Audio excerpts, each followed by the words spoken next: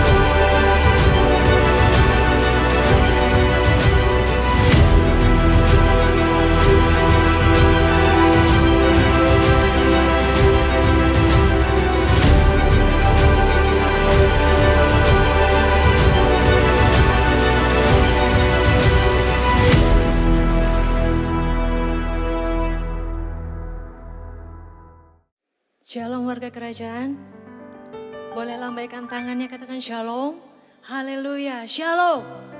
Puji nama Tuhan. Wajah-wajah yang bersuka cita, saya undang untuk bangkit berdiri. Mari berikan salam buat saudaramu, sampaikan berkat. Anugerah Tuhan melimpah atas kita semua, haleluya. Biarlah hari ini menjadi hari pertemuan, perjumpaan kita dengan Tuhan yang sungguh luar biasa, haleluya. Mari kita mengawali dengan kita mengucapkan ayat firman Tuhan dari Kolose 3 ayat 16. Saya mengajak untuk kita semuanya membaca 1, 2, 3. Hendaklah perkataan Kristus diam dengan segala kekayaannya di antara kamu, sehingga kamu dengan segala hikmat mengajar dan menegur seorang akan yang lain, dan sambil menyanyikan mazmur dan puji-pujian dan nyanyian rohani, kamu mengucapkan syukur kepada Allah di dalam hatimu. Berikan tepuk tangan buat kasih-Nya yang selalu baru atas hidup kita. Inilah kami Tuhan, hidup kami naikkan di hadapan-Mu. Penyembahan kami yang terbaik bagi Engkau Tuhan. Kami bersyukur Tuhan Yesus atas kasih-Mu, atas kebaikan-Mu. Tak terbatas Engkau Tuhan dalam hidup kami. Kami rindu Tuhan, hidup kami diubahkan, hidup kami menjadi dampak dimanapun kami berada. Hari ini Tuhan, nyatakan kuasa-Mu atas setiap kami. Biarlah setiap pujian, nyanyian, sorak-sorai kami memuliakan nama-Mu. Kami agungkan Engkau, Yesus Kristus Tuhan. Tepuk tangan bagi Dia, Raja yang agung. Engkaulah Tuhan kami. Haleluya, haleluya. Amin. Terima kasih Yesus. Silakan duduk kembali saudara.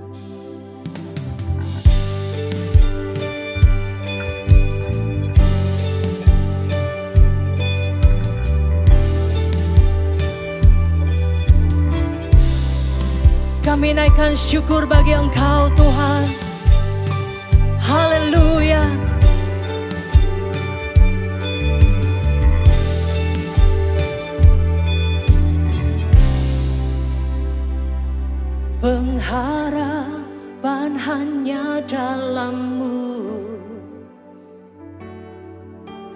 hanya Kau yang kuandalkan.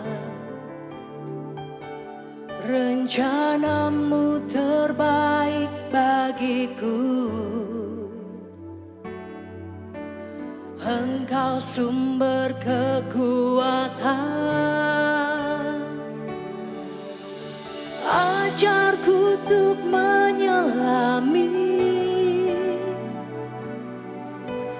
karya dan perbuatan-Mu. Tiada lain yang kurindukan, tinggal di hadirat-Mu.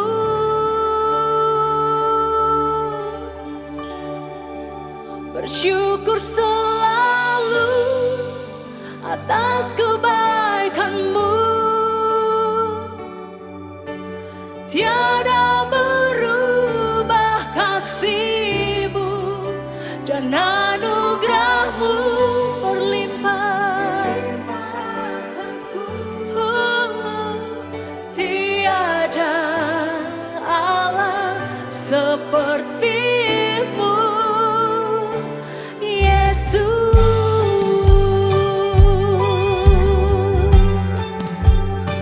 Tiada seperti-Mu, Yesus. Pengharapan hanya dalam-Mu, hanya Kau yang kuandalkan. Rencana-Mu terbaik bagiku.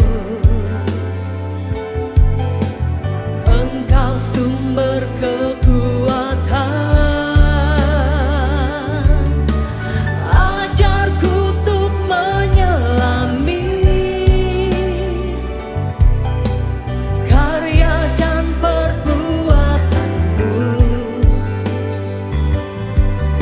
Tiada lain yang kurindukan, tinggal di hadirat-Mu. Bersyukur selalu atas kebaikan-Mu. Tiada berubah kasih-Mu dan anugerah-Mu berlimpah atasku. Tiada Allah seperti-Mu. Bersyukur selalu kebaikan-Mu. Tiada berubah kasih-Mu dan anugerah-Mu. Yesus, tiada Allah seperti-Mu, Yesus.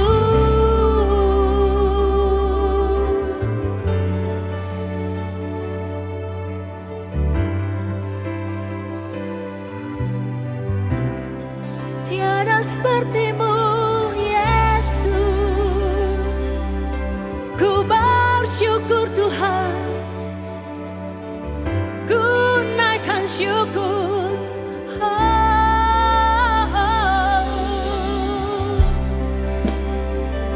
Ku sembah Tuhan, Kau yang layak dipuji, Kau yang layak Tuhan. Haleluya.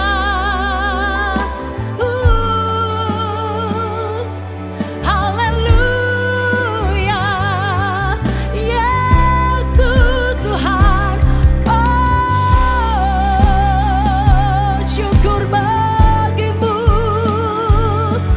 Terima kasih Tuhan. Terima kasih Yesus. Haleluya. Biarlah hati kami Tuhan naikkan syukur di hadapan Engkau. Ku bersyukur Tuhan. Bersyukur selalu atas kebaikan-Mu. Tiada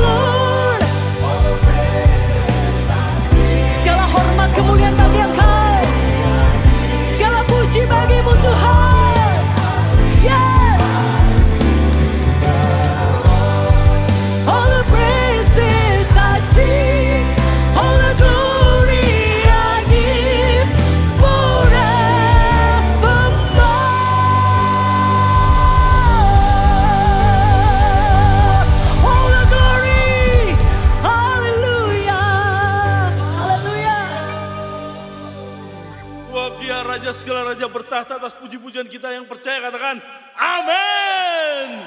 Bersukacitalah hai umatnya. Come on.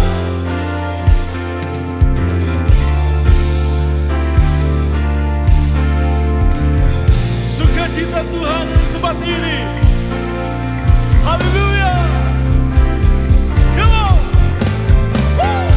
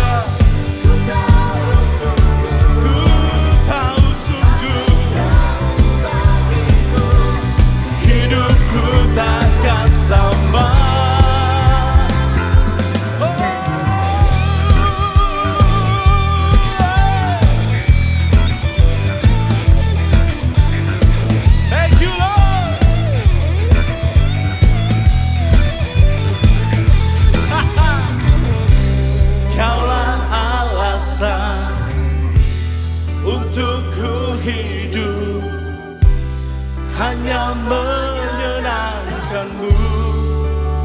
Engkau Tuhan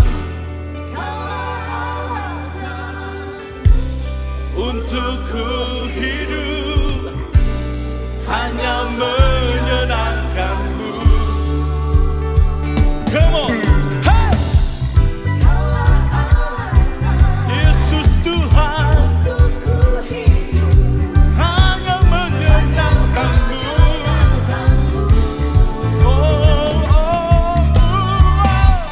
Kaulah alasan untuk ku hidup, hanya menyenangkanmu. Umat Tuhan, Yesus Tuhanku yang berkuasa atasku, hidupku gak akan sabar lagi. Ku tahu sungguh anugerah-Mu bagiku, hidupku takkan sama.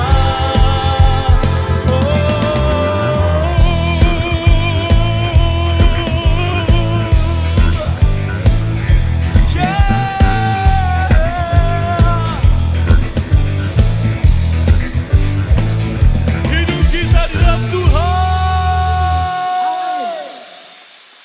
Beri tepuk tangan yang meriah bagi Raja segala Raja, sebab Dia pilihan kita, kebenaran kita. Bersukacitalah akan Tuhan Yesus Kristus Tuhan. Haleluya.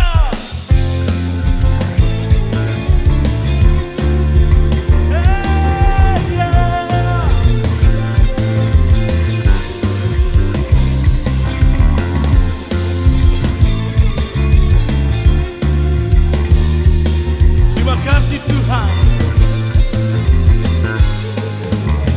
Umat Tuhan, Kau Tuhan yang mulia, turun ke dunia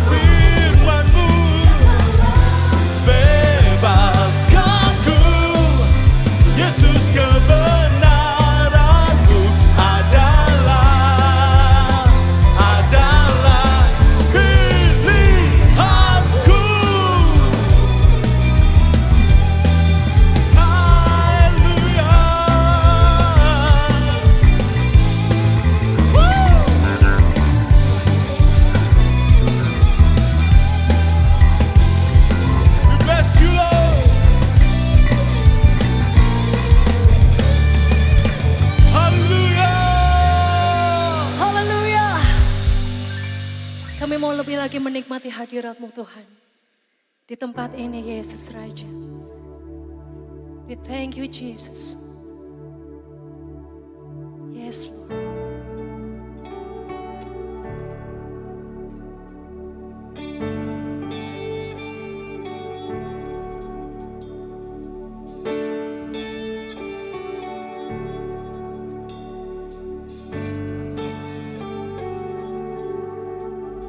Yes, the world will bow down and say you are God.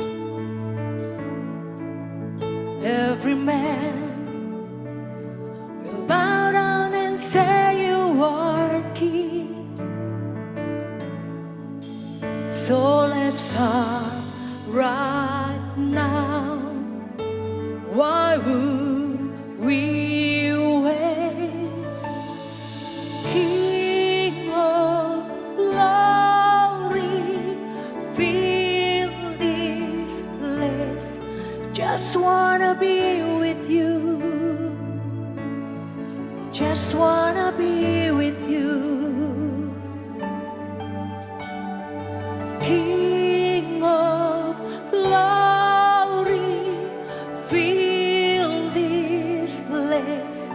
Just wanna be with you. Just wanna be with you. Yes, the world will bow down and say you are God. Oh, every man will bow down and say you are King. So let's start right now. Why would we wait? We can praise you now in victory.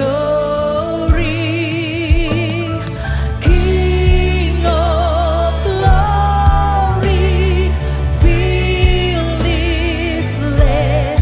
Just wanna be with you. Just wanna be with you. King of glory. Oh, Jesus.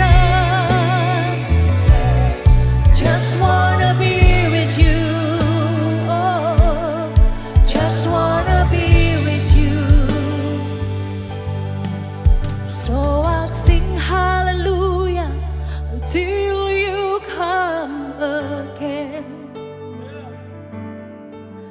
And I'll dance in your presence until you come again.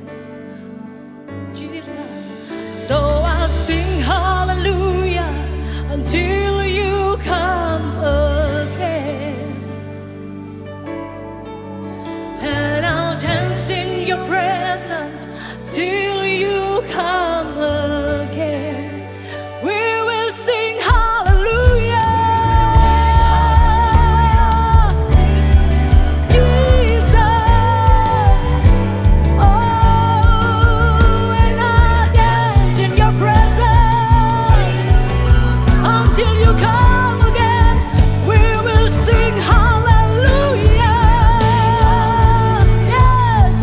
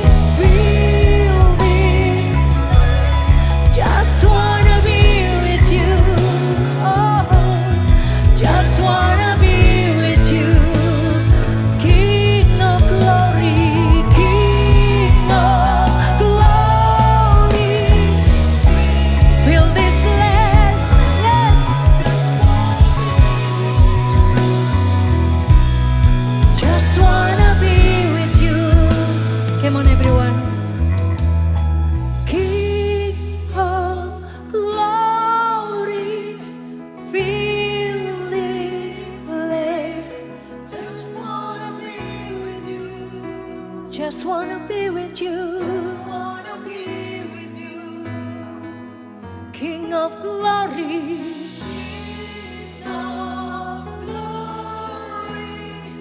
Fill this place. Just wanna be with you. Oh, just wanna be with you. King of glory. Oh, King of glory. Fill this place. Fill this place. Just wanna be with you.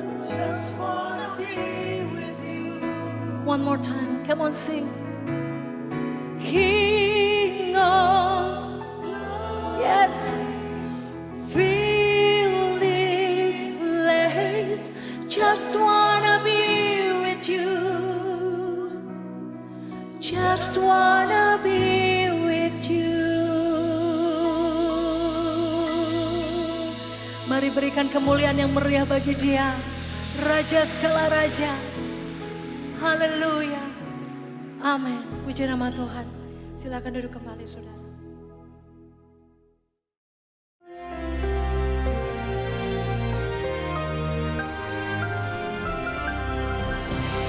Shalom warga kerajaan. Saya sampaikan kepada saudara bagaimana ada satu pribadi yang mengubah dunia karena diajarkan tentang pengampunan.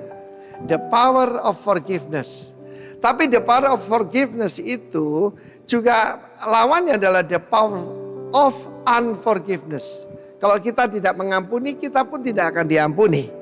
Dan Watchman Nee, hamba Tuhan luar biasa dari Tiongkok, berkata unforgiveness is the largest open door for the devil. Di dalam perumpamaan tentang seorang raja yang murah hati, yang memberikan perhitungan, minta perhitungan, pertanggungan jawab daripada kita sebagai hambanya. Raja ini adalah Yesus Kristus. Dan pada itu dihadapkan seorang hamba yang punya utang 10.000 talenta. Dan dia tidak bisa membayarnya. Tapi dia berkata, sabar dulu. Aku kan bayar semua. Tapi tanpa sebab raja itu digerakkan oleh belas kasihan. Karena itu raja yang penuh belas kasihan ini cuma Yesus ya. Dia membebaskannya dari segala hutangnya. Tetapi kita tahu bagaimana sekarang ini yang namanya dosa itu diberikan diskon. Jadi misalnya ya perzinahan dibilang ya perselingkuhan, bahkan dibilang marital problem. Itu perzinahan saudaraku. Sekarang itu 10.000 talenta diturunkan mungkin jadi 1.000 talenta. Ya.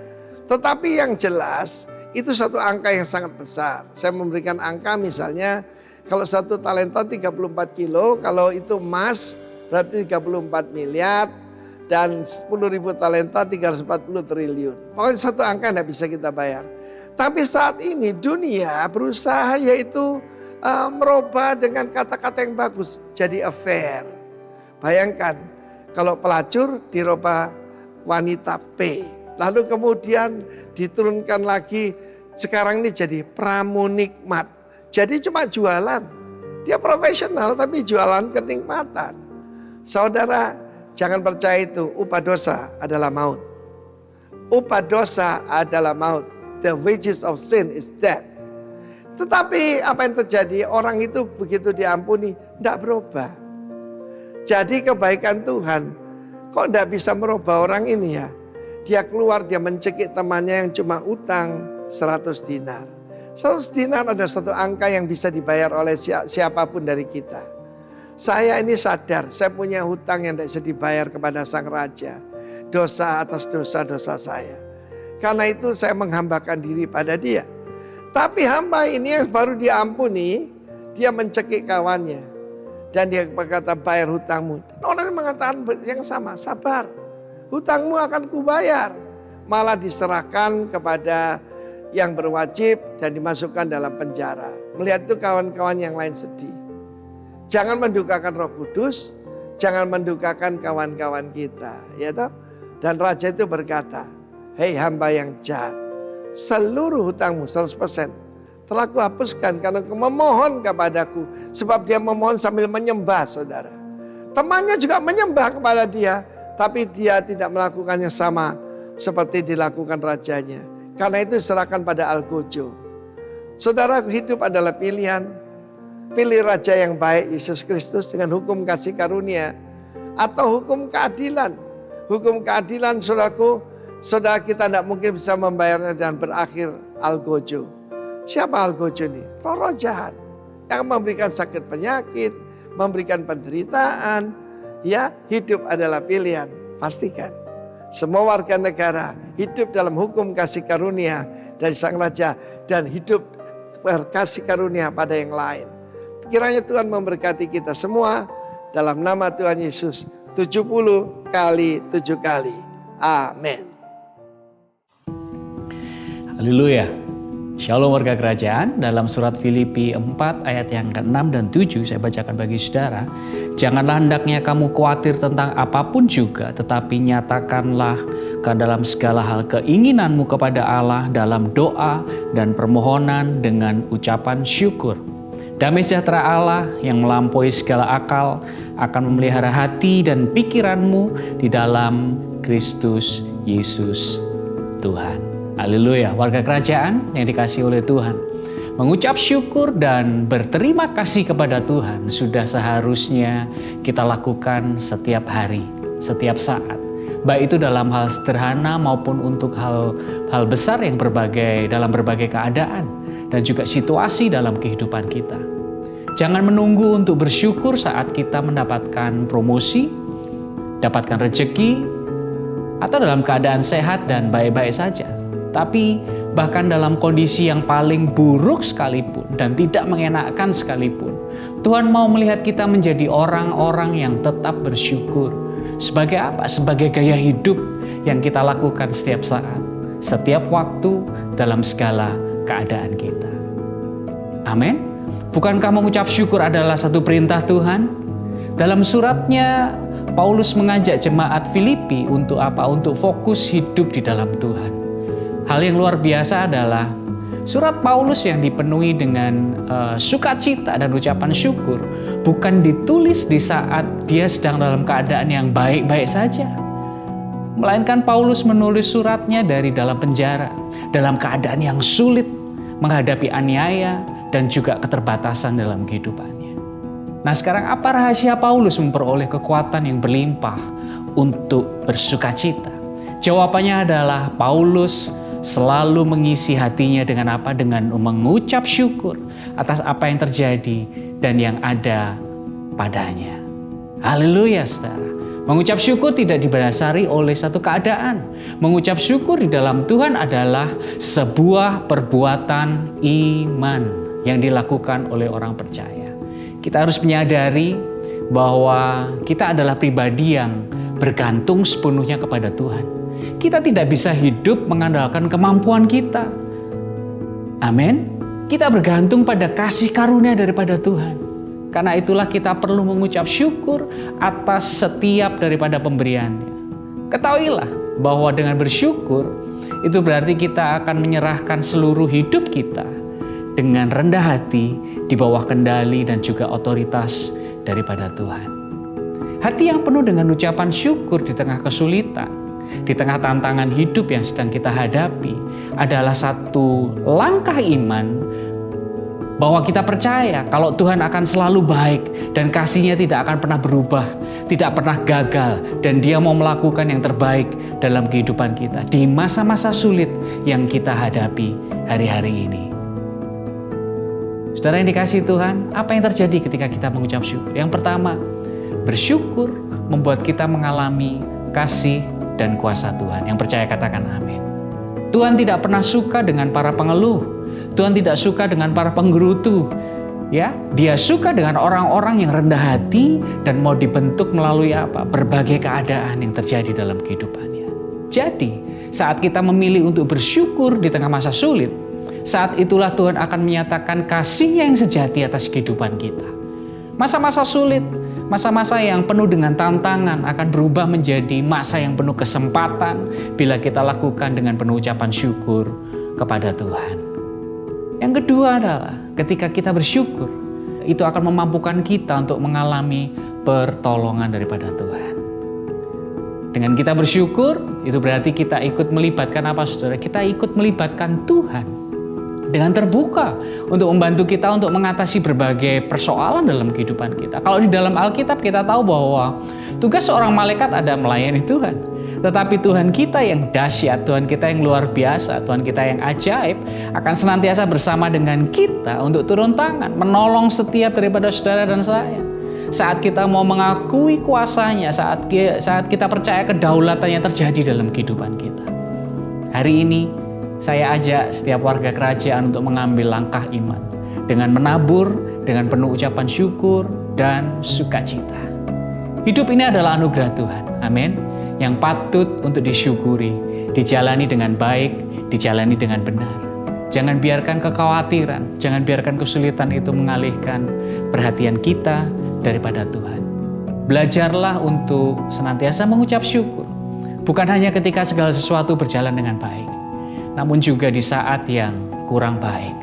Dengan membawa persembahan korban syukur, dengan pengertian yang baru bahwa Tuhan akan memberkati dan menyertai setiap daripada kita. Percayalah, Tuhan Yesus selalu ada bersama dengan kita dalam segala musim kehidupan kita.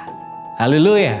Selamat menabur dan Tuhan Yesus memberkati saudara.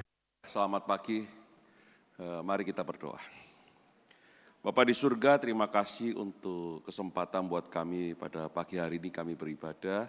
Dan terlebih juga kami boleh menaikkan pujian dan penyembahan kami hanya kepada Engkau, Raja di atas segala raja. Dan kami siap juga untuk mendengar kebenaran firman-Mu. Urapi setiap kami, biarlah firman-Mu ini boleh menjadi berkat dan bekal buat kami. Teristimewa hamba-Mu, Engkau juga berkati dan pakai supaya yang benar dan yang Engkau mau boleh hamba-Mu sampaikan. Hamba-Mu pun terus harus belajar untuk menjadi pelaku firman. Di dalam nama Tuhan Yesus Kristus kami berdoa, haleluya, amin. Ya, Bapak Ibu terima kasih untuk pagi yang indah ini. Terima kasih untuk Tuhan Yesus yang memberi saya kepercayaan untuk boleh melayani juga para penatua. Ya, agak dingin ya? Hah? Dingin? Enggak ya, kalau dingin gerak-gerak sedikit enggak apa-apa ya. Ya salam kenal, kalau belum kenal nama saya Pendeta Effendi, saya jemaat di Roksanur ya. Teman-teman hari ini saya ingin mengajak Bapak Ibu untuk merenung satu tema. Bisa dibantu, saya kok kesulitan. Oke, sebelumnya ada harus saling mengasihi dengan nyata. Harus saling mengasihi dengan nyata. Saudara-saudara, saya ngambil dari 1 Yohanes 3 ayat 16 sampai 18, tetapi saya ingin membagi kepada Bapak Ibu pendahuluan terlebih dahulu. Bapak Ibu nggak keberatan kalau kita baca ya? Halo? Ya, ikuti aja. Katanya penelitian kalau sekedar lihat aja nyantol itu apa? Dapatnya cuma belasan persen. Tapi kalau ikut baca itu mungkin sekitar 38%. Ulangi lagi naik 50 sekian persen, katanya penelitian. Ya, oke kita belajar sama-sama. Oke, 1 Yohanes 3 ayat 11. Sebab inilah berita yang telah kamu dengar dari mulanya, yaitu bahwa kita harus saling mengasihi. Bukan seperti Kain yang berasal dari si jahat dan yang membunuh adiknya. Dan apakah sebabnya ia membunuhnya? Sebab segala perbuatannya jahat dan perbuatan adiknya benar. 13, janganlah kamu heran, saudara-saudara, apabila dunia membenci kamu. Ayat 14, kita tahu bahwa kita sudah berpindah dari maut ke dalam hidup, yaitu karena kita mengasihi saudara kita. Barang siapa tidak mengasihi, ia tetap di dalam maut.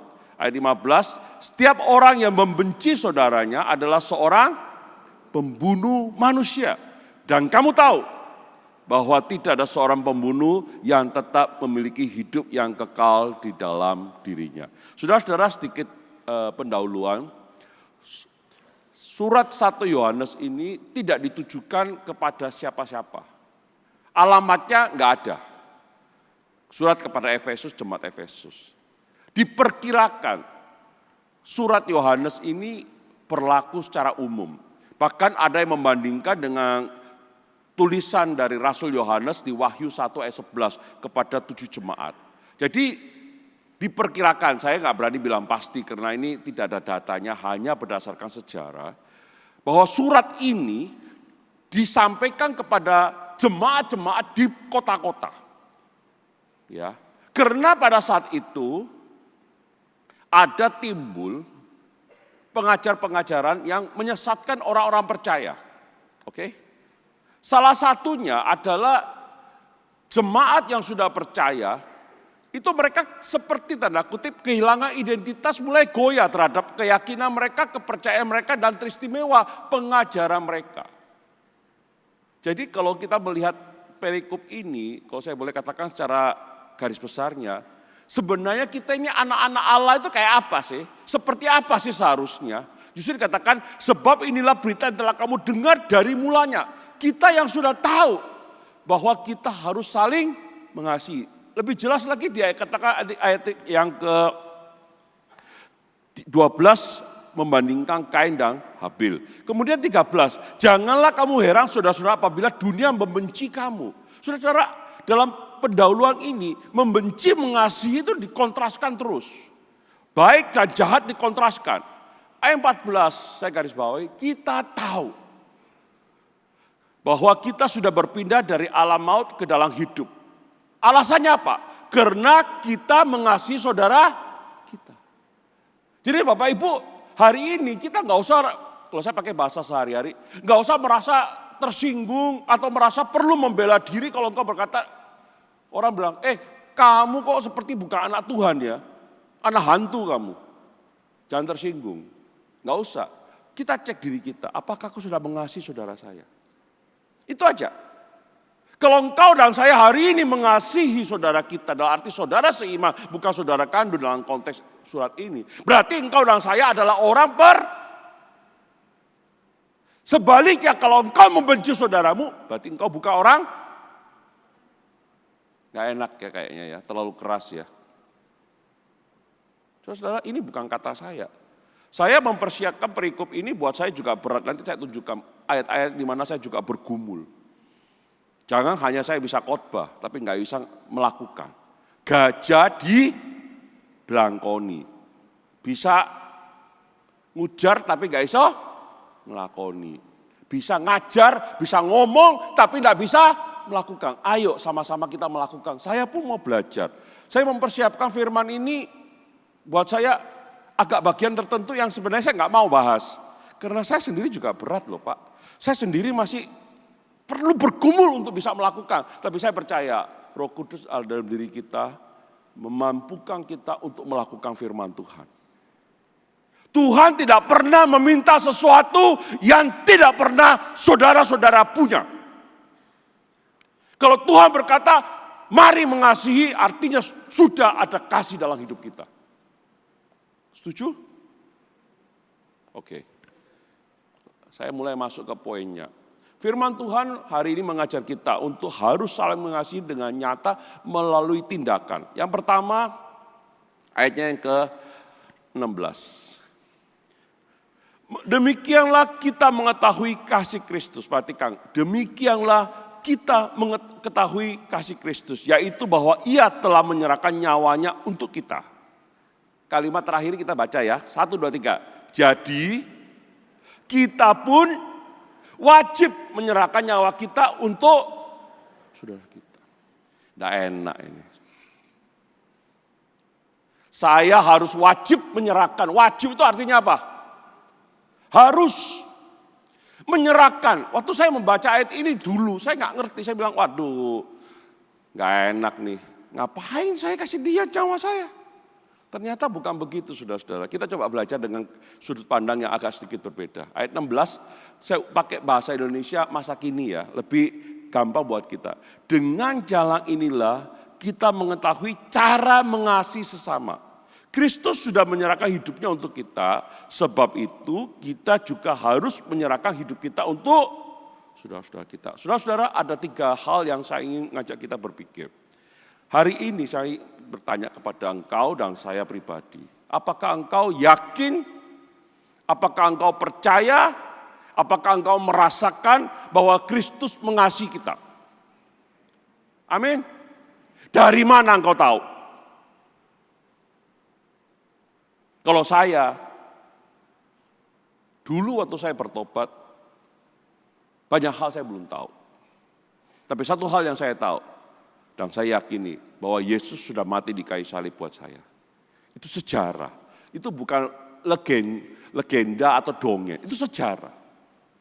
Dan dengan berjalannya hidup saya, mulai saya berubah. Saya tahu kasih Yesus itu berlimpah-limpah buat saya. Tadi pagi dalam perjalanan dari Sanur menuju sini, istri saya sempat sharing dengan saya. Dia bilang, Tuhan itu sabar banget ya sama kita ya. Tuhan itu mengasihi kita. Tadi pagi dia sebelum berangkat, dia renung, dia berkata, iya tadi pagi itu sampai menetes air mata, merasakan kasihnya Kristus. Saudara-saudara kalau boleh jujur kepada diri kita, nggak usah lihat orang lain. Apakah saudara-saudara merasakan bahwa Kristus itu mengasihi Bapak, Ibu, dan Saudara? Amin. Dikatakan demikianlah kita tahu, Yesus sudah membuktikan kasih-Nya. Dia ingin kita juga meneladaninya. Sehingga ada kalimat, jadi kita pun berarti juga ya, setuju ya, wajib. Apa sih artinya wajib? Kalau tadi kita dengar suara gembala itu, wajib itu perintah. Mau tidak mau, kalau engkau lakukan, engkau akan diberkati. Kalau tidak dilakukan, maka itu ada hukuman. Ini tidak berbicara keselamatan loh ya. Keselamatan kita anugerah. Saudara-saudara, apa yang dimaksud dengan wajib menyerahkan nyawa kita? Saudara-saudara, kalau hari ini Tuhan sudah memberi contoh kepada kita. Mungkin buat saya dan Bapak Ibu, saya harus menyerahkan nyawa saya untuk Bapak Ibu yang saya nggak kenal. Enggak lah, gila apa? Tapi jangan lupa, Tuhan sudah menyerahkan nyawanya menebus kita pada saat kita berdosa. Wah sulit banget ya. Saya mau tanya jujur aja lah, siapa di sini yang rela nyawanya diberikan kepada orang yang dia tidak tahu, orang yang menyakiti dia. Itulah Tuhan kita. Dia tahu bahwa kita masih berdosa, dia mau. Hari ini buat saya dan Bapak Ibu, gampang kalau saya hari ini rela. Saya ngomong ini benar-benar, saya sudah ngomong sama anak saya. Papa ini rela nak, nyerahkan nyawa papa untuk kamu. Papa ini rela. Kalaupun misalnya saya harus menderita untuk kamu, papa siap. Saya percaya Bapak Ibu yang punya anak siap melakukan itu. Amin. Tapi pertanyaan, mau nggak untuk orang lain? Saudara-saudara kita nggak usah bicara jauh mati, bukan mati. Tapi kita melihat suatu sisi yang lain. Kita harus menyerahkan hidup kita untuk saudara-saudara kita. Nah, ini kalimatnya lebih enak. Bukan bicara nyawa. Menyerahkan hidup untuk saudara-saudara kita. Saya punya pengertian, kalau saya salah silakan, saya diperbaiki, saya juga masih belajar. Silakan diralat. Kalau saya begini, hari ini hidup saya itu bukan lagi saya. Tapi saya sudah menerima kasih karunia dari Tuhan Yesus dan kita tahu itu. Dan Yesus datang ke dunia bukan untuk kepentingan dia. Dia ingin kita selamat. Hari ini saya juga berpikir demikian.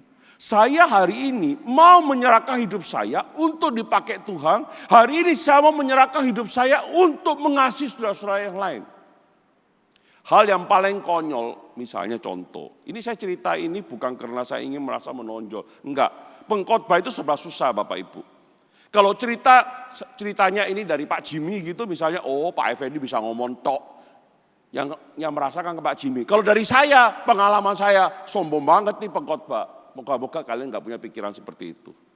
Saya ingin sharing. Kalau hari ini bicara mengasihi sesama, kadang-kadang kita sebagai hamba Tuhan itu menegur orang, saya nggak bicara caranya, tentu dengan cara yang ada etikanya. Sudah kita lakukan, belum tentu orang itu terima kasih sama kita. Setuju enggak? Saya sebagai gembala dulu, seringkali disalahpahami. Saya belajar untuk membantu dia. Saya nggak peduli kok ngomongannya orang apa. Seperti Yesus. Yesus pun memberi nyawanya buat manusia, tapi manusia salah paham sama dia. Yang penting bagi saya mempertanggungjawabkan di hadapan Tuhan. Bahwa saya melakukan itu bukan untuk mencari nama, bukan untuk mencari sesuatu, apalagi cari duit. Tetapi saya ingin mengasihi dia seperti Yesus telah mengasihi saya. Saya memberi contoh saja. Bapak Ibu, menyerahkan hidup kita. Saya tidak berkata Bapak Ibu harus menjadi full timer seperti kami. Tapi Bapak Ibu sudah mulai berubah. Contoh sederhana. Kalau dulu saya diminta untuk ngajar suatu ilmu tertentu, saya pasti kasih tarif pasti. Bapak mau minta saya ngajar, oke, ada tarifnya. Pada saat masuk ke pelayanan, nggak ada bicara tarif. Saya punya teman, nanti saya kirim khotbah ini ke dia kalau perlu. Dia bukan orang Kristen. Dia pernah mengalami masalah dalam keluarganya. Dia konsultasi dengan saya bilang ini bukan bagian saya. Mungkin dengan istri saya lebih cocok, istri saya psikolog. Dan dia juga belajar teologi. Dengan istri saya aja. Wah gak usah lah, gak apa-apa. Ya udah, akhirnya dia cari psikolog di Jakarta. Setelah cukup lama dia telepon, dia berkata apa? Ternyata ya, 1 jam itu 1,5 juta. 1 jam 1,5 juta. Dan dikasih waktu. Saya bilang, maksudmu apa? Kalau sama kamu, sama istrimu kan gak ada tarifnya. Terserah mau jam berapa aja. Saudara-saudara, mungkin Bapak Ibu tidak melihat menyerahkan hidup. Maksudnya gini, saya dan istri saya melayani dia tanpa sepeser uang pun kita terima. Malah kuota saya habis. Betul enggak? Tapi itulah yang kami lakukan, menyerahkan hidup kami untuk mengasihi orang yang bukan orang percaya ini. Bapak Ibu, lebih enteng enggak kalau kita lakukan itu? Adik yang tangannya gini, lebih enteng enggak? Bukan minta nyawamu, tapi kita mulai memberi hidup kita. Apa yang kita punya untuk menjadi bukti bahwa kita mengasihi orang lain. Saya sering ketemu Pak Nio. Tahu Pak Nio yang gede tadi badannya? Di dalam pelayanan kedukaan. Pelayanan kedukaan itu pelayanan yang biasanya tidak favorit ya. Apalagi melayani orang-orang yang punya keyakinan, oh tahun baru itu tidak boleh ke rumah duka. Etnis tertentu seperti itu. Saudara-saudara, saya keturunan Chinese. Dalam pengalaman saya sebagai hamba Tuhan, tahun baru Imlek, tahun baru tanggal 1 Januari ada yang meninggal dan saya harus layani. Dan orang tua saya berkata, jangan Fen. Beberapa orang bilang, jangan, itu tidak bagus, itu bikin kamu tuh masa depanmu nggak bagus. Saya bilang, enggak. Hidup saya itu sudah saya serahkan untuk Tuhan. Dan saya tahu keluarga ini pada saat tahun baru nggak ada yang mau datang ke rumah duka itu. Karena semua takut celaka. Saya enggak, saya datang ke dia. Saya melayani dia. Saudara-saudara, itu baru bicara orang yang punya duit. Bagaimana orang yang nggak punya duit? Yang mati ditemukan di pinggir kali, perutnya udah besar, baunya tidak karuan, satu ruangan ini baunya terasa. Siapa yang pernah nangani seperti itu? Tuhan tidak minta kita menyerahkan nyawanya kita kepada orang lain, tapi belajar untuk hidup kita melakukan hal seperti Yesus melayani. Waktu kita, hidup kita buat melayani. Saudara-saudara, mungkin buat Bapak Ibu berkata, berat, pulang dari sini belajar dari Injil. Yesus melakukan apa saja. Selama dia di sini, apa yang Yesus lakukan? Oke, next. Jadi saudara-saudara, ini sekedar pendahuluan buat kita. Engkau dan saya tahu. Terus mau apa? Sekedar tahu? Kalau saya enggak. Saya punya teladan. Dan ayat ini sudah berkata, kita pun wajib. Hidup kita untuk kita pakai untuk saudara-saudara kita yang lain. Sebenarnya ayat ini mengajar kita apa? Nggak usah jauh-jauh, Bu. Saya itu tiap hari ketemu orang yang butuh kita doakan. Betul saya ngomong. Gak peduli dia orang apa. Gak usah kita pamer, kita ini pendeta atau kita apa, enggak. Kita lihat orang susah, kita deketi dia. Sama seperti Yesus.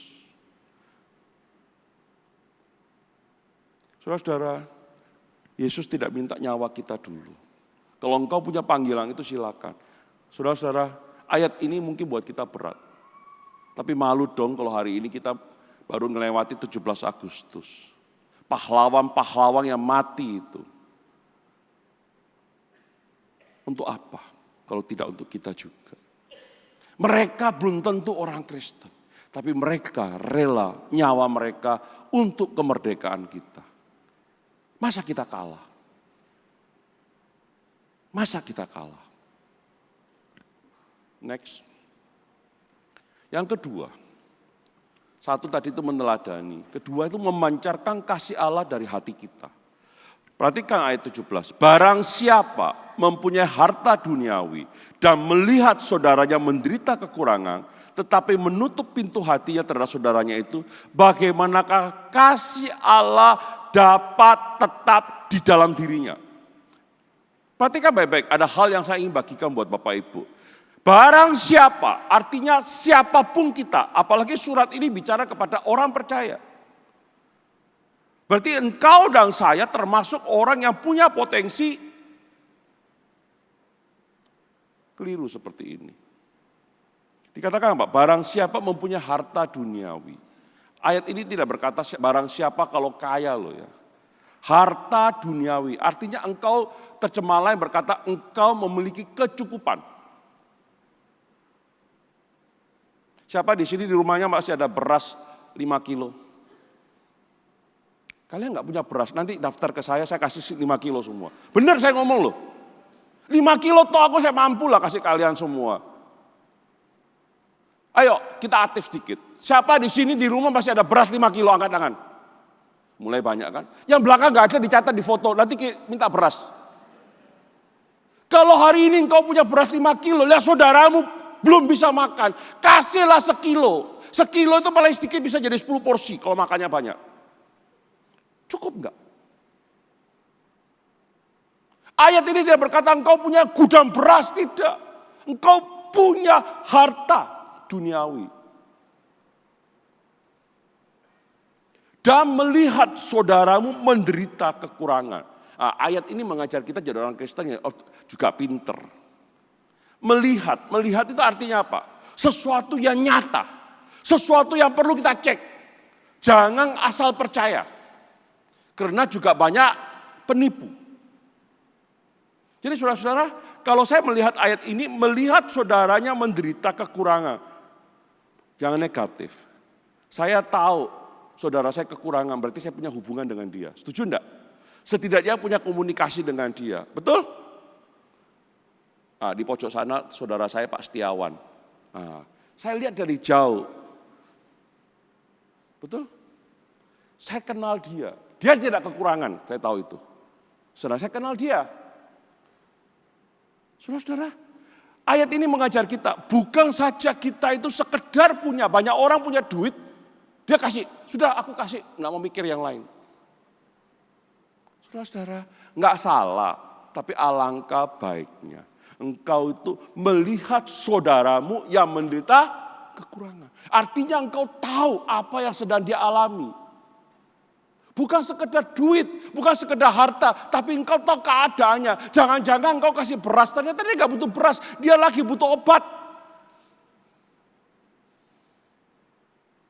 Saya sering kali ikut bakti sosial. Ya, dan ini pengalaman yang benar-benar terjadi di sebuah asrama sekolah hamba Tuhan. Pernah terjadi berkat menjadi sesuatu yang membawa orang ke rumah sakit. Nah, namanya anak-anak asrama itu pas Natal atau Pasca itu berlimpah-limpah. Betul enggak? Ayo orang Kristen ngaku lah. Bakti sosial itu biasanya Pasca. Betul enggak? Natal. Hari lain lupa enggak tahu di mana. Nah, pas Natal itu mereka dapat berkat banyak. Oh, yang kirim mie instan itu dus-dusan banyak. Yang kirim, maaf ya, Saya nggak promosi, tapi saya nggak tahu mau ngomong apa. Kalengan babi yang besar itu, maling itu, banyak. Kiring lagi banyak-banyak, minuman banyak-banyak. Sampai asrama itu yang biasanya isinya jemuran itu penuh makanan. Ya namanya anak-anak asmara sampai asrama, dikasih makanan seperti itu. Perbaikan gizi. Gitu. Apa yang terjadi? Salah satu teman saya itu tiap hari sikat mie instan. Sikat mie instan. Sekali makan mereka itu bukan kayak saya itu. Mie instan saya sama istri saya 1 biji separuhan. Sekarang dulu enggak. Satu anak mie instan itu 3. Mentang-mentang gratis. Bukan itu lagi, telur banyak. Telur itu kan ada umurnya kan? Betul? Enggak taruh di kulkas ada umurnya. Sikat bleh. Hajar bleh. Kalengan buka. Apa yang terjadi? Beberapa itu keracunan. Berapa itu sampai ada yang sampai ke dokter UGD. Orangnya masih hidup sekarang jadi hamba Tuhan di Jawa Tengah. Kenapa? Karena semua kasih. Tidak tahu sebenarnya apa mereka butuh. Kita nggak pernah tahu mereka butuh apa. Maaf, celana dalam. Mereka anak-anak yang datang dari desa. Saudara-saudara, ini yang kita belajar. Kita bukan sekedar memberi, tapi di sini katakan melihat saudaranya menderita kekurangan. Jadi tahu apa yang menjadi kekurangannya dia. Kita beri apa yang mereka butuh. Dan ini juga mencegah kita untuk ditipu.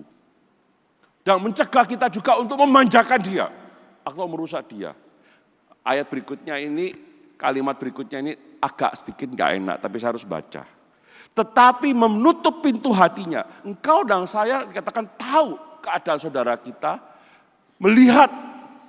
Tapi engkau menutup pintu hatimu. Nah, bagaimanakah kasih Allah dapat tetap di dalam dirinya. Perhatikan kalimat ini. Kenapa kata menutup hati? Saya katakan bukan membuka hati. Saudara-saudara, saya cuma bayangkan gini aja. Kalau hari ini lagi siang ya, pagi kan. Kalau ini semua dibuka jendela, ini sinarnya masuk enggak? Masuk kan? Kenapa kita harus menutup? Supaya sinar itu enggak masuk. Saudara-saudara, ini mengajar saya apa? Sebenarnya kasih Allah itu ada dalam diri kita sudah.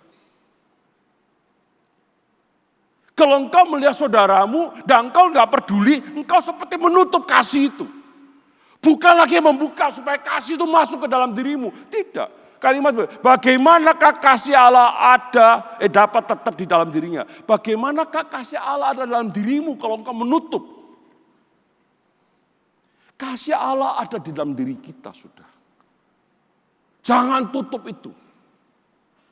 Bisa ngerti maksudnya? Ayat ini tidak berkata bukalah hatimu. Supaya kasihmu enggak. Itu seharusnya sudah otomatis. Kalau engkau tidak ingin kasih itu keluar, engkau akan tutup itu. Justru ayatnya menutup hatinya, bukan membuka. Apa yang kita belajar hari ini saudara-saudara? Sebenarnya dalam diri kita, setiap manusia ada kasih Allah. Nggak peduli dia orang Kristen, orang non-Kristen. Cuma kita ini beda. Karena kita tahu kebenaran. Nanti saya ayat berikutnya. Mereka mengasihi. Saya nggak berani berkata mereka salah atau apa. Tidak. Kita tahu banyak. Saya pernah ngadakan baptis sosial, acara apa. Justru orang non-Kristen itu banyak yang nyumbang. Untuk anak-anak panti asuhan yang notabene-nya punya bendera Kristen. Mereka berkata apa? Kami nggak peduli kok Pak, Kristen nggak Kristen. Kami mengasihi mereka. Apalagi engkau dan saya orang Kristen. Jadi saudara-saudara, kalau engkau hari ini melihat saudaramu, pertama cek dulu. Apakah engkau hari ini punya sesuatu? Halo? Ada enggak? Beras masih ada? Saya enggak dengar. Beras masih punya?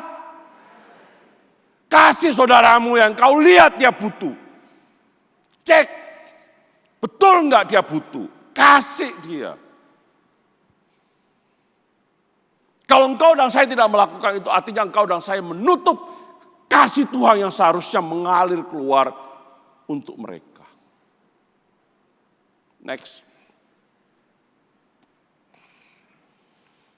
Yang ketiga, mengasihi dengan perbuatan dan dalam kebenaran. Anak-anakku, marilah kita mengasihi bukan dengan perkataan atau dengan lidah, tetapi dengan perbuatan dan dalam kebenaran.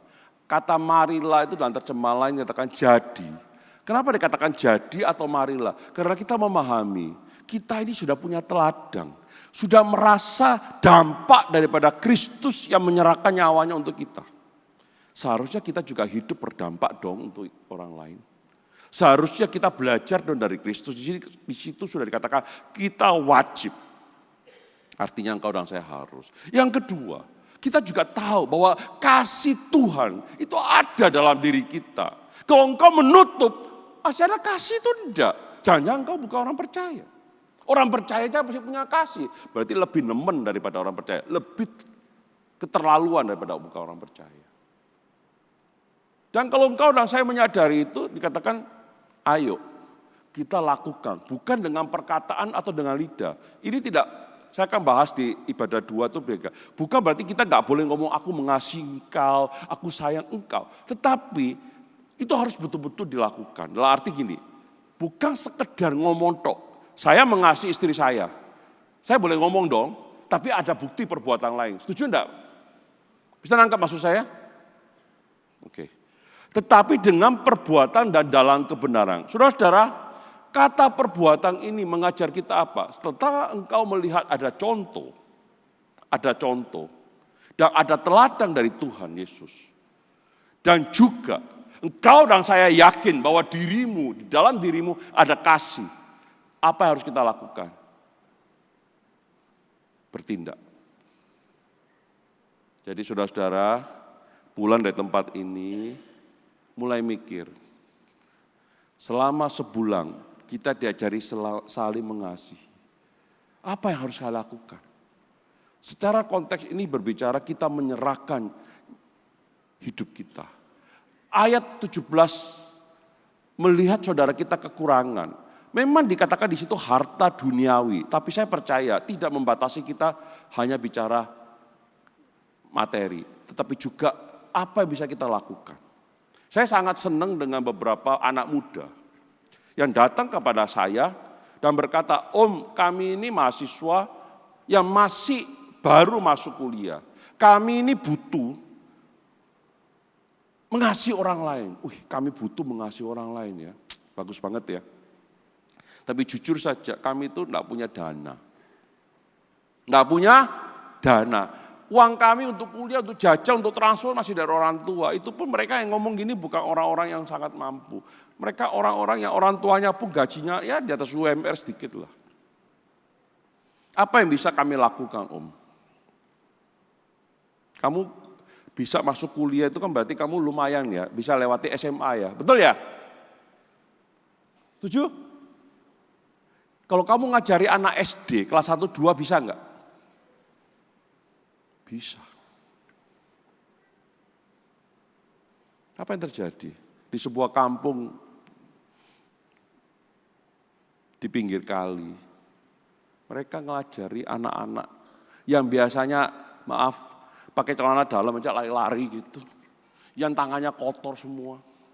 Yang gak pernah peduli sekolah, gak sekolah, orang tuanya masih sibuk cari makan. Yang gak pernah tahu kapan harus mereka belajar, itu yang mereka ajari. Bagus enggak menurut Bapak Ibu? Anak-anak muda bisa enggak lakukan itu? Bisa. Apakah dia tidak menyerahkan hidupnya? Bagi saya ya, dia menyerahkan waktu hidupnya. Mungkin 3 jam dalam waktu seminggu untuk Tuhan. Untuk menunjukkan kasih-Nya. Saudara-saudara, apa akibatnya? Pada saat kami ibadah di kampung tersebut, di depan itu mereka lagi, ya kalau bulan puasa itu kan rame ya. Mereka terawih. Kami nggak beradu suara dengan mereka. Kami menghormati mereka. Tapi begitu mereka selesai terawih, kita nyanyi. Mereka lewat depan kita, namanya kampung, Pak, maaf ya, nggak hati-hati kaki bisa kesandung, bukan kampung yang besar, motor nggak bisa lewat, jalan kaki. Untung. Kita nyanyi. Mereka nggak masalah. Kenapa? Kenapa yang kita lakukan? Mereka tahu kita mengasihi mereka. Gak usah cerita panjang lebar. Gak usah adu doktrin. Gak usah jelek-jelekin orang lain. Tunjukkan bahwa kita mengasihi. Nanti dia akan tanya, Pak kok mau ya Pak ya? Iya karena Tuhan saya sudah mati buat saya juga. Pada saat saya masih berdosa, gak pantas pun Tuhan saya sudah mati. Tuhanmu itu sopo. Nah. Simpel gak Bapak Ibu? Anak-anak muda bisa lakukan itu enggak? Bisa ya Dik ya? Lakukan Dik. Yang berikutnya saya ingin bagi buat kita, coba perhatikan baik-baik. Dan dalam kebenaran, saudara-saudara ini yang saya seringkali gini, orang percaya ini kena tipu. Kamu tuh orang percaya, masa cuma ngomong tok saya mengasihi, bantu dong aku. Kata dalam kebenaran itu mempunyai makna. Yang pertama menurut saya, adalah kita harus tahu pada saat kita memberi kepada orang itu, betul enggak uang itu dipakai untuk kebutuhannya itu. Dan kebutuhan itu adalah sesuai dengan atau tidak melanggar perintah Tuhan. Contohnya begini, Bapak Ibu sering nggak ketemu anak-anak di pinggir jalan yang mainan, di sini agak kurang ya, begitu ada 1-2 hari mungkin sudah diambil sama Satpol PP, tapi kalau di Surabaya itu banyak. Bapak Ibu pernah tahu nggak? Anak-anak seperti itu menurut penelitian di Semarang, satu anak itu mereka nyanyi gitu aja minta-minta itu kerja berapa jam, 3 jam kalau salah, sudah dapat 500.000. Dan uangnya dipakai untuk apa? Beli minum, narkoba. Saya pernah ketemu hamba Tuhan naik mobil bersama dengan saya. Saya tanya dia, kenapa kamu enggak kasih dia? Dia kan minta, Pak, saya kalau kasih dia Pak, saya enggak tahu uangnya pakai buat apa. Jangan-jangan saya malah memberi uang kepada dia untuk rusak. Jadi Bapak Ibu apa yang kita belajar di sini? Apa yang Bapak Ibu berikan cocok dengan ayat 17. Kita cek, kita tahu dia betul-betul butuh atau enggak. Kata kebenaran itu juga punya makna demikian. Kalau engkau dan saya kaitkan dengan ini, tetapi dengan perbuatan dalam kebenaran, artinya begini, saya bisa aja ngomong, justru tadi di awal doa saya berkata, saya masih belajar. Saya bisa ngomong sama Bapak Ibu, hari ini kita harus belajar mengasihi. Hari ini engkau dan saya harus menyerahkan hidup kita untuk orang lain juga. Hari ini. Saya bisa ngomong itu, dan apa yang saya ajarkan benar. Tapi saya enggak melakukan, itu bukan arti kebenaran. Bisa ngerti maksud saya? Saya ulangi lagi. Saya bisa khotbah, ngajari Bapak Ibu memberi contoh, mengasihi. Tapi saya sendiri tidak melakukan itu. Itu bukan kebenaran dalam arti ayat ini. Ayat ini mengajar kita apa? Engkau dan saya lakukan itu dan harus di dalam kebenaran. Itu sesuatu yang terkait. Sehingga apa yang kita lakukan itu betul-betul berkenan buat Tuhan, betul-betul menjadi contoh untuk orang lain, betul-betul memancarkan kasih Kristus yang ada dalam hati kita. Bisa ngangkat maksud saya? Bapak Ibu Saudaraku kekasih, seringkali kita ini salah, saya tahu itu. Membuat kita kapok itu apa ya? Jerah untuk mengasihi orang lain. Saya Pak berapa kali ditipu, sama. Saya pun berapa kali sebagai pendeta ditipu sama jemaat saya. Serius saya ngomong. Jemaat saya datang ke rumah saya nangis-nangis. Pak, gak punya uang sekolah Pak untuk ini, Pak untuk ini. Saya waktu itu bukan pendeta berlebihan. Saya bayar uang sekolah anak saya juga mikir.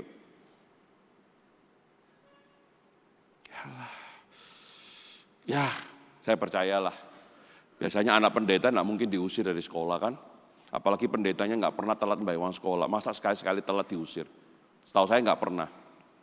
Ya sudahlah kasih dia.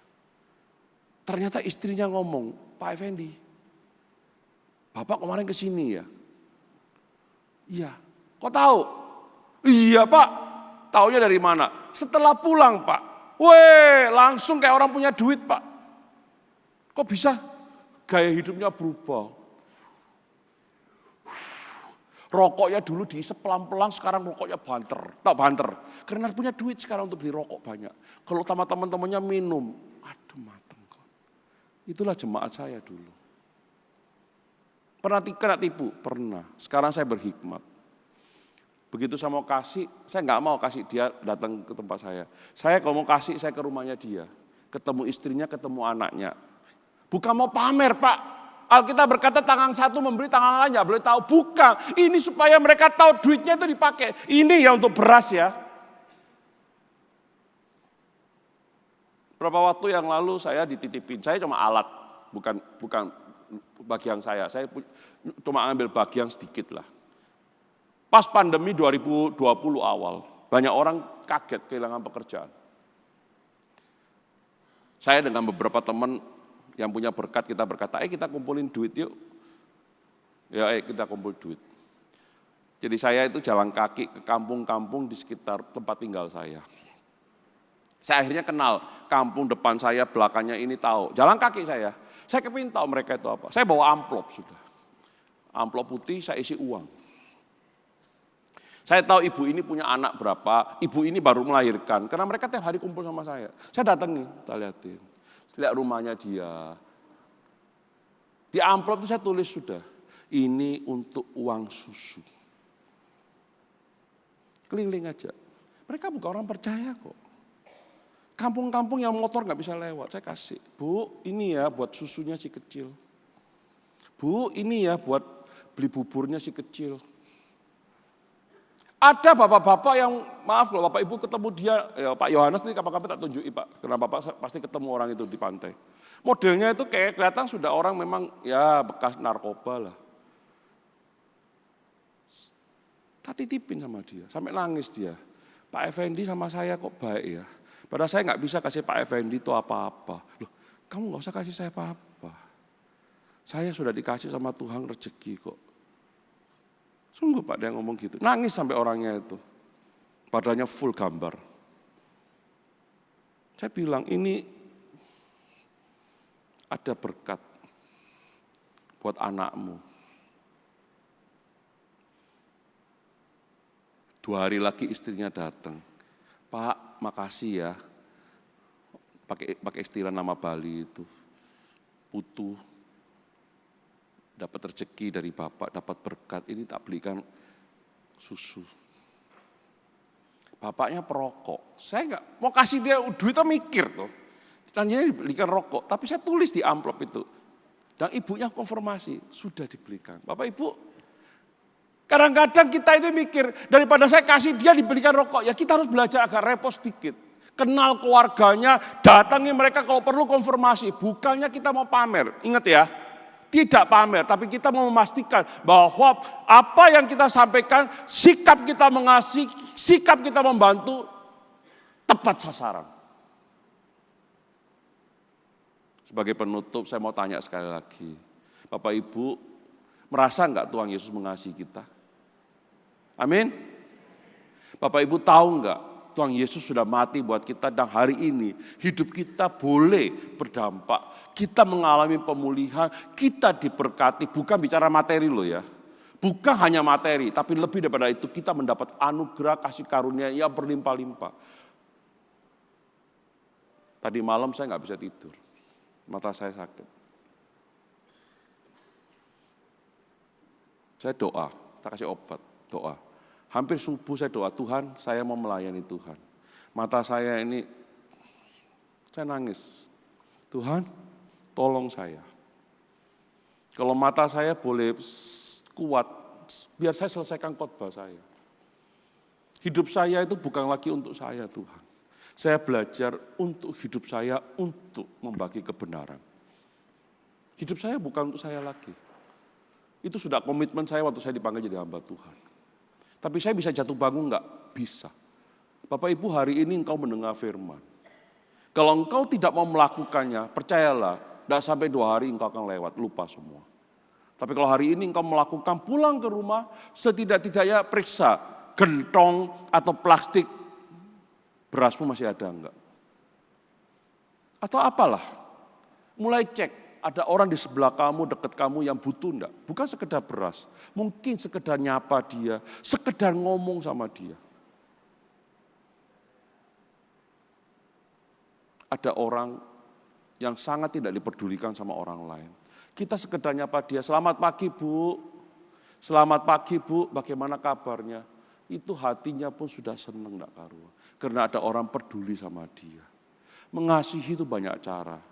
Ya, ingat, jangan kena tipu, jangan jadi orang cuek. Kita melakukan dalam perbuatan dan dalam kebenaran. Mari kita berdoa. Tuhan, terima kasih untuk firman-Mu.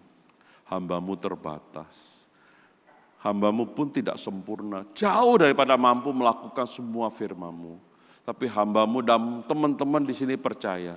Kami mau belajar untuk mempraktekkan firman-Mu. Belajar mengasihi. Saling mengasihi. Bukan sekedar tahu di otak kami. Bukan sekedar tahu bahwa itu wajib. Tapi kami mau melakukannya. Karena firman hari ini jelas. Tuhan sudah memberi kami contoh.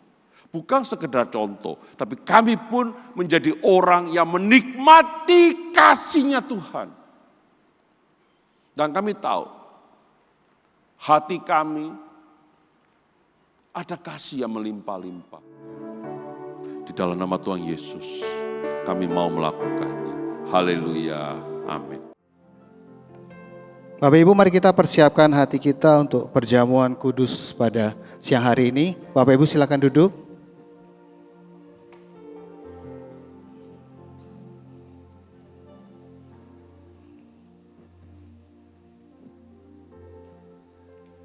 Apakah ada di antara Bapak Ibu yang belum mendapatkan anggur perjamuan?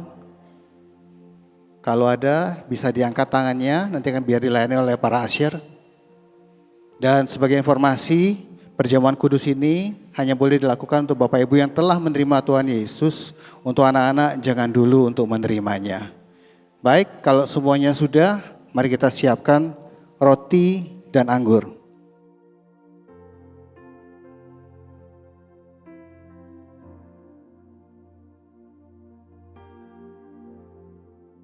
Bapak Ibu, mari kita bangkit berdiri.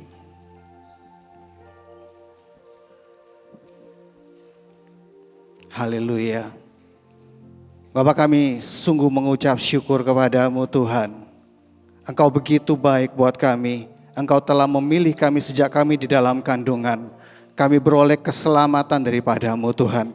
Pada pagi hari ini kami mengingat akan karya keselamatanmu. Bagaimana Engkau telah disalibkan. Engkau dihancurkan, darahmu tercurah bagi kami Tuhan. Oleh karena kasih-Mu yang begitu besar. Terima kasih sekali lagi kami mengucap syukur kepadamu. Bapak Ibu, mari kita angkat tinggi roti di atas kepala kita. Bukankah roti yang kita tinggikan ini adalah merupakan persekutuan kita dengan tubuh Kristus? Mari kita makan dalam nama Yesus.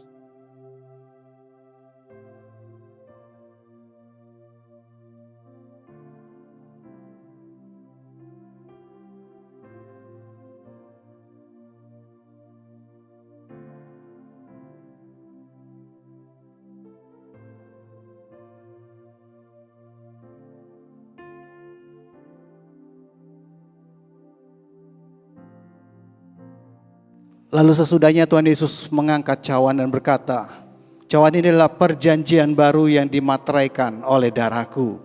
Darahnya tercurah untuk kita semua. Untuk kita semua ditebus dari segala dosa kita. Kita didamaikan oleh Tuhan, kita dikuduskan dan disucikan. Sehingga hubungan kita semua diperbaiki, diperbaharui dengan Tuhan. Terima kasih Tuhan untuk keselamatan yang telah Engkau berikan buat kami. Bukankah cawan yang kita angkat tinggi ini adalah merupakan persekutuan kita dengan darah Yesus? Mari kita minum dalam nama Yesus.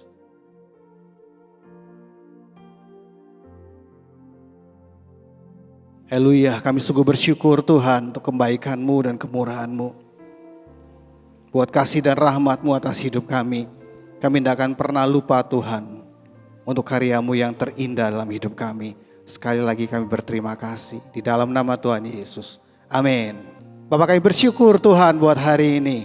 Engkau sudah memberikan benih yang terbaik buat kami. Kami sudah menyediakan hati kami sebagai tanah yang subur untuk setiap benih firman-Mu Tuhan. Dan terimalah berkat daripada Tuhan. Tuhan memberkatimu, Tuhan melindungimu. Tuhan menyinari engkau dengan wajahnya dan memberi engkau kasih karunia. Tuhan menghadapkan wajahnya kepadamu dan memberi engkau damai sejahtera. Diberkatilah engkau. Engkau akan tetap naik dan tidak akan jadi turun. Engkau akan jadi kepala dan tidak akan menjadi ekor. Diberkatilah keluar masukmu. Diberkatilah engkau di rumah tanggamu. Diberkatilah engkau di ladang. Diperbuatnya berhasil di dalam Kristus Yesus Tuhan. Mulai dari hari ini sampai selama-lamanya. Semua yang menerima berkat daripada Tuhan ini sama-sama kita ucapkan amin. Selamat hari Minggu, Tuhan Yesus memberkati.